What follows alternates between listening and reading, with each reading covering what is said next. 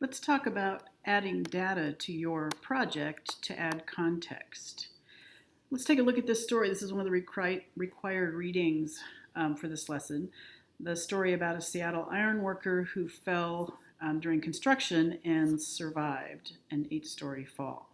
This story has quite a bit of data. The reporter talks about using data from the past 20 years from the Bureau of Labor Statistics. And so when something like this happens in your area and you're doing a story on it, you think, here's this one moment when we're going to cover the fall of a construction worker.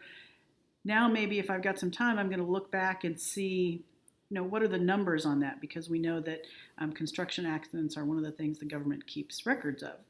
So we see a lot of data in this story, and we see even a reference to the death or the fall was on April 30th. And so we've got that timeliness for looking back at what just happened. The other thing we consider is it's not just about raw numbers, just throwing a lot of numbers out there, is you really have to think about data in context of your community or your population. So in this case, we've got the data, the numbers, and we're talking about per capita. So we talk about that whenever we talk about how many, traffic accidents there are in a community, and that's per 100 people or something like that. So in this case, we say for every 100 full-time construction workers in the state, roughly 6 got hurt or sick in 2016 compared to 12 in 2006 and more than 17 in 1996. So that gives us a sense of size or sort of a way to gauge those numbers.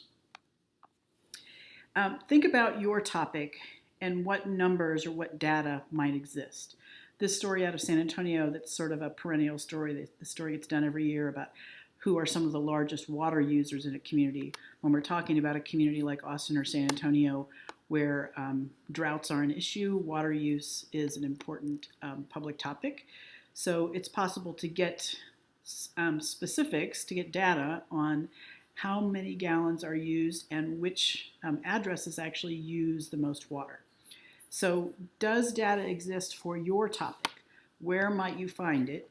And what kind of data are you thinking about might be the most specific for your project? So start looking now.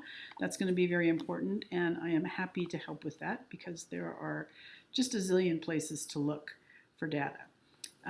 There's a number of places online that you may be able to find pertinent information. So data.gov is actually a U.S. government site set up for federal government data in all manner of things. So everything from agriculture and climate to education to public safety. There's just many, many places to look for data here.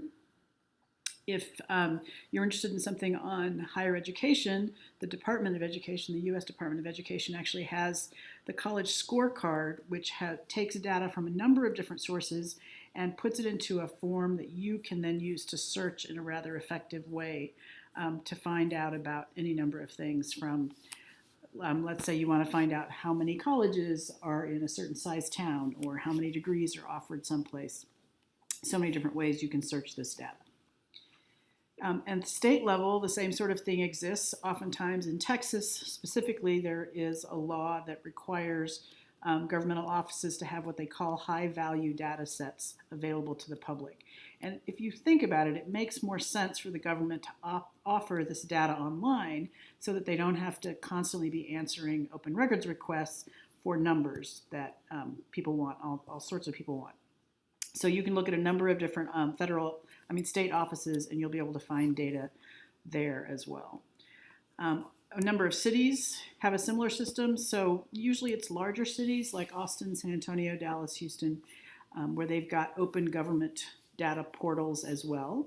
So you can just search for a specific city if you're looking for something like that. But Austin has a very good data portal. Smaller cities like San Marcos often don't have quite the sophisticated system in their local government, but almost every city has some data online. It's sometimes hard to find. So in San Marcos, for example, if you're looking for information on apartment complexes, it's a little hard to find, but they actually have this report called the multifamily report where it's a PDF you download. So this is the June of 19, and it goes back to 2012 and tells you all of the apartment complexes that have been approved or are currently under construction or are under consideration. And then it's got this handy total line down here where you'll see in the past 8 years, more than 5,000 apartment units have been constructed or under consideration in San Marcos. The same sort of thing exists for agencies. So the Center for Disease Control, which is a federal agency, but you might be able to find health data there. What I would say is sometimes Googling it really is the simplest way to start. But then when you get a better sense of what you're looking for, you definitely want to look for data that's reliable and that you know has a history of providing context. So something that you can look at over years. Texas State, like a lot of public universities, also publishes data.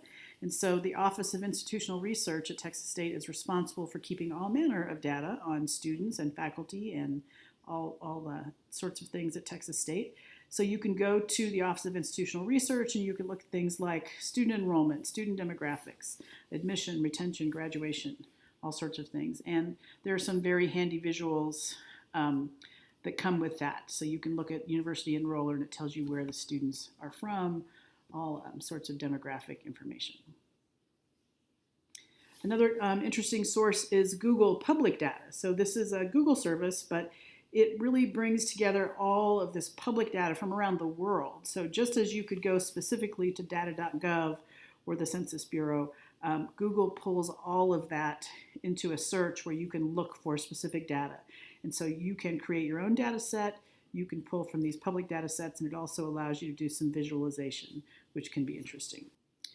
You might just try using Google Public Data to put in a search for something you're looking for and just see if it's in there. Otherwise, we will continue to look at other resources and some library resources for connecting with data.